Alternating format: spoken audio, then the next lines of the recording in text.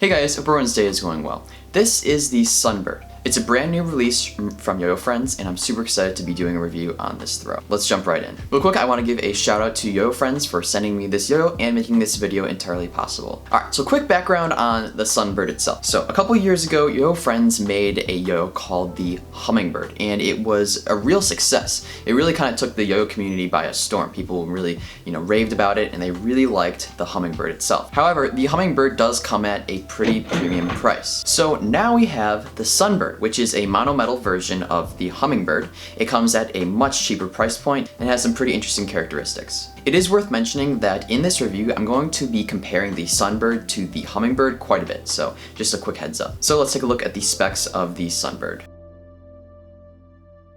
Alright, so let's take a look at this new bird yo-yo. When it comes to specs, this yo is pretty standard. The diameter is pretty average. The width is just a little bit on the smaller side, but only by a couple millimeters. The weight of this yo is pretty middle of the road, and the material is 7068 aluminum, which is great to see. I'm a huge fan of 7068 aluminum on yo-yos because it is a higher and more expensive grade of metal, so thank you to YoYoFriends for using that in this new throw. Now let's take a look at that shape. First of all, it is very, very similar to the shape of the Hummingbird. Now obviously the SunBird doesn't have bimetal rims like the Hummingbird, but the shape itself is just about identical. The shape is definitely more on the simplistic side with just one real cut in the rim that leads down to the bearing. Nothing too crazy there. Now let's flip that thing on over to the cup. Here we've got a couple things going on. You may notice that the rim thickness and design are very different with the Hummingbird and SunBird. On the Hummingbird, as you can see here, the rim is actually kind of thin. However, it's worth noting that the Hummingbird is still able to have rim-weighted and solid play because it uses those bimetal rims. The SunBird, on the other hand, doesn't have bimetal rims. So on the rim itself, it is significantly thicker. This is in an effort to compensate for the absence of bimetal rims. In general, it's a really smart design, and as we'll talk about a little bit more later in the review, the design itself works. But besides the difference in rim thickness, the Hummingbird and SunBird have almost identical cups, with that iconic little cup in the middle. I'll include a clip from my Hummingbird review to describe this inside cup. The cup itself is pretty unique. It's got this kind of like finger spin area, but it actually has a step up to it. So I'll include some close-ups so you can see exactly what I'm talking about. But usually with finger spin hubs or like dimples, it all slopes down, but there's this little step before you get to the actual finger spin area.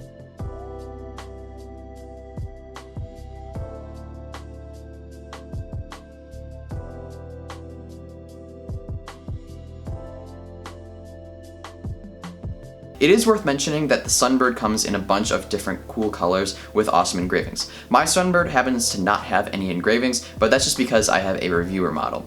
Here are some pictures of the different colors and cool engravings for the SunBird. Alright, so let's talk about how this yo-yo plays on the string.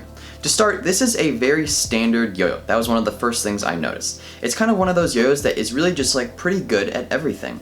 On the string, it doesn't really feel super light or super heavy. It's kind of like middle of the road. It definitely plays a lot slower than the Hummingbird itself, but it makes sense because the Hummingbird is quite a few grams lighter. The rim weight design definitely gives this yo-yo a good amount of stability, which I really like. I really appreciate that extra thickness in the rims because I didn't have any trouble with doing, longer or more extreme tricks. For binds and regens, this yo-yo is a bit on the slippy side. I found that for some more complex binds or regens, every now and then this yo-yo would slip from a bind. It's not a huge issue, just make sure to use thicker string with this yo-yo if you're looking for super tight and snappy binds. This yo-yo is definitely an all-around kind of yo-yo. I mean, if you want to play fast with it, you can. And if you want to do more techie tricks, you can. It really kind of fits whatever style you want. The finish on the SunBird is also super nice, and with all that power from the rims, this yo-yo is great for all kinds of grinds. Now, it's important to remember that this is the mono-metal version of the Hummingbird. And when I play with the Hummingbird and then immediately switch to the SunBird, it really seems like these yo-yos are only a little bit related. I guess what I'm trying to say is these yo-yos do not play the same. I can feel the Hummingbird within the SunBird just a little bit, but it's almost like the Hummingbird and SunBird are like second cousins 3 times removed. They're like related just by a thread. So just know when it comes to feel, the SunBird is definitely not identical to the Hummingbird. It's almost like a totally different yo-yo. Alright, so that's about it for my review of the SunBird. In general, I see this as a very solid and kind of like all-around mono-metal yo-yo that comes at a pretty good price. This yo-yo is actually releasing super soon, so I'll be sure to include a link in the description down below with the actual release date and link to purchase the yo-yo. Alright, thank you guys all so much for watching my review of the SunBird. If you guys did enjoy, be sure to leave a like, and also be sure to hit that subscribe button because I post about 2 videos per week. I hope you guys all have a great rest of your day, and I'll see you next time. Peace.